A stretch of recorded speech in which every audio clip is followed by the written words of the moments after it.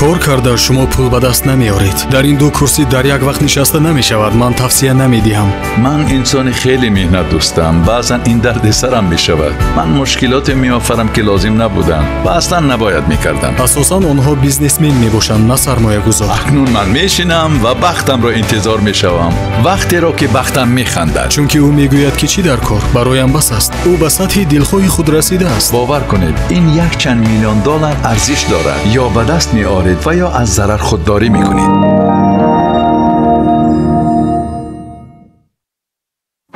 سلام علیکم بینندگان محترم، شنوندگان عزیز و خوانندگان گرامی ما. مدت‌های دراز من آدمانی را جستم که می ارزد با آنها مصاحبه کنید. آنها تجربه زیاد دارند. آنها به ما کمک میکنند و قدم‌های نوبتی را نشان میدهند که چطور به درجه نو برآمدن و بیزنس خود را بالا بردن ممکن است، چطور درآمد کار را زیاد کردن ممکن است و غیره. و من رالیک‌های گوناگون محترم مرغلان سیمبایف را مدت زیاد تماشا کردم. من این کس را استاد خودم می شمارم. از این رو نهایت امروز توانستم با این کس واخورم و ما ایشان را به مصاحبه دعوت نمودیم. به این مکان خوش آمدید محترم مرغلان سیمبایف.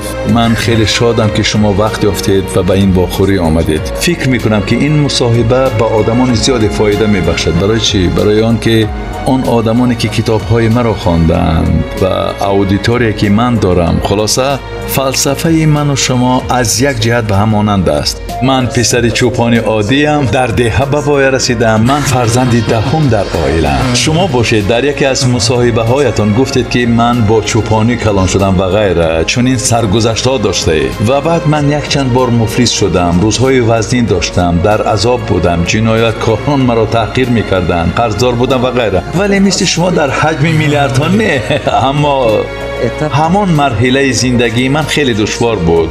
وقتی درآمد نداری، وقتی پول نداری، وقتی تو تنهایی، سرپناه نداری، کسی نداری که مراجعت کنی. یک چند میلیون دلار قرض کلان است وقتی درآمد نداری. این آسان نیست.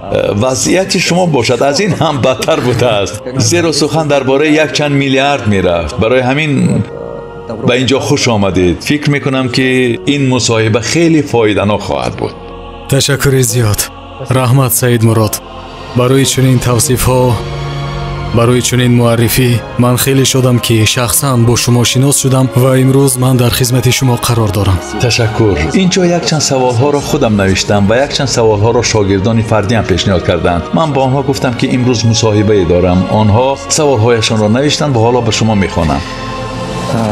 هدف از این مصاحبه این است که به شماره زیادی آدمان، مخصوصاً به تاجران خرد و میانه کمک کنیم که به سطح نو برآیند. هنگام بحران تجارتشان نیست نشود، زیان نبینند و از دامها بیرون شوند. هدف از این مصاحبه اساساً همین است. خوش، سوال یکم چنین است. چنین آدمانی هستند که با بیزنس مشغولند ولی معلومات ندارند. اما از چی باشد که بعضیشان خیلی موفقند. چون این گروه آدمانی هستند که مخصوصا همین ساحه را خواندند، شاید در دانشگاه ها و یا MBA حتی با ترینینگ ها رفته خواندند، اما نه همیشه موفقند. شما چی فکر دارید سبب این چی باشد؟ سبب این یک چند عامل ها بوده میتواند. پیش از همه دقیق فهمیدن در کار و من در همه جا در این باره میگویم برای براه ماندن تجارتی کلانی با برار بودن عقل شرط نیست. اما من شاهدی چنین حالت شدم. همه آدمانی موفق جوش و خروشی دارند، یعنی در باطنشان نیرو دارند. یعنی اولین خصوصیت این است، برای موفق شدن عقل نه، انرژی در کار است پیش از همه. این عامل یکم است. عامل دوم، آن خطاهایی که شاید 99% صاحبکاران میکنند متاسفانه از آن عبارت است که همه فکر میکنند که برای موفق شدن باید هدف را معین نمود و باید کار کرد. من میگویم که این خطاست، برای آن که نه همیشه برای رسیدن به هدف کار کردن در کار. من حتی از این بیشتر میگویم، اگر خواهید که ثروتمند شوید پس شما نباید همیشه کار کنید.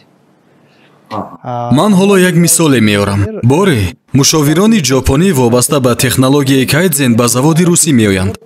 راهبری روسی завод کارخانه را به آنها نشان میدهد. مهمانان میبینند که در هر یک цех همه کار میکنند، فداکارانه مهنت میکنند. ва роҳбар фахр карда таъриф мекунад. Ин цех нақшаро 100% иҷро кард, он цех 120% иҷро кард, фалон цех 130% иҷро кард. дар охир ӯ бо фахр аз ҷопониҳо мепурсад: то чӣ андоза коргарон муваффақанд? Ҷопониҳо мегӯянд ки шумо тамоман муваффақ нестед. Баъд ӯ мепурсад ки чаро? Ҷопониҳо ҷавоб медиҳанд ки зеро одамони шумо доим кор мекунанд. вақт нест ки андеша кунам. масъала ҳатто дар ин ҳам нест. нигоҳ кунед, ман назарияи ҳаракате дорам ки ман эҷод кардам. вақте бисёр IT стартаперҳоро қабул мекунам, онҳо доим ба ман нақшаҳояшонро нишон медиҳанд, чӣ тавр онҳо рақибонро мағлуб мекунанд, чӣ тавр ин корро мекунанд ва ғайра. ман ба онҳо мегӯям ки бачаҳо, хатои асосиятон ин аст ки шумо танҳо нақшаи амали худатонро мекашед. аммо дар дунёи беҳаво вакуум зиндагӣ мекунед, дар чунин олам зиндагӣ мекунед, вале олами воқеӣ дар ҷӯш аст. барои ҳамин вобаста ба ин ман назарияи чунин ҳаракатро эҷод кардам. вақте шумо дар ин олам вуҷуд доред, муҳим нест ки шумо амал мекунед ё амал намекунед. ҳатто агар шишта бошеду бо коре банд бошед, пас ба роҳаткурсӣ фишор меоред, пас дар ин олам таъсиреро ба вуҷуд меоред. бале, ба ин олам таъсир карда шумо се қувваро ба вуҷуд меоред. якум, муқобилият. касе ҳамеша ба кори шумо муқобилият нишон медиҳад. дуюм, ёрмандӣ. касе ҳамеша амалҳои шуморо дастгирӣ мекунад. ва сеюм, таъсири мутақобил. касе ҳамеша назорат мекунад. ӯ метавонад ё муқобилият нишон диҳад ё кӯмак кунад. аз ин рӯ шумо бояд дақиқ фаҳмед, вақте шумо ҳадафатонро муайян мекунед, на ҳамеша бояд сӯи он равед. баъзан мешавад ки ҳадаф сӯи шумо меояд ва ё баъзан мешавад ки дигар қувваҳо шуморо сӯи ҳадафатон мебарад. мисол меорам, агар шумо дар дарё ба заврақе савор шавед ва ҳадафе гузоред ва агар ҷараёни обро дуруст интихоб кунед, пас метавонед ҳеҷ кор накарда ба ҳадафатон расед. ҷараён худаш шуморо мебарад. шумо сӯи ҳадаф шино мекунед. варианти дигар, боз ҳамон дарё. агар ҳадаф он су бошаду ҷараён сӯи шумо ҷорӣ бошад, пас ҳадаф худаш сӯи шумо шино мекунад. шумо дар соҳил нишаста коре намекунед. ва мисоли сеюм, вақте бароятон бод мевазад, пас дар заврақ бел задан кори оқилона нахоҳад буд. беҳтараш бодбон гузоред. беҳтараш дар заврақ бодбон монед ва ҳеҷ кор накунед. назар ба он ки азоб кашида тамоми рӯз бел занед. аз ин рӯ ман ҳамеша мегӯям, барои ба ягон ҳадафе расидан ва муваффақ шудан, на ҳамеша кор кардан дар кор. бояд донист ки кай кор кардан дар кор ва кай не. ана ҳамин мувозинат падидаи калидӣ ва муҳим аст, зеро одамон ба шӯр меоянд, хаста мешаванд, чунки беистироҳат кор мекунанд ва гумон мекунанд ки чӣ қадар кор кунанд, ҳамон қадар бештар муваффақ мешаванд. ин тамоман роҳ сӯи комёбӣ нест. ғайр аз ин, ман як мақоли русиро гуфтан мехоҳам. он ин гуна аст: бо меҳнати зиёд дар қаср зиндагӣ намекунӣ. яъне кор карда шумо пули хуб ба даст намеоред.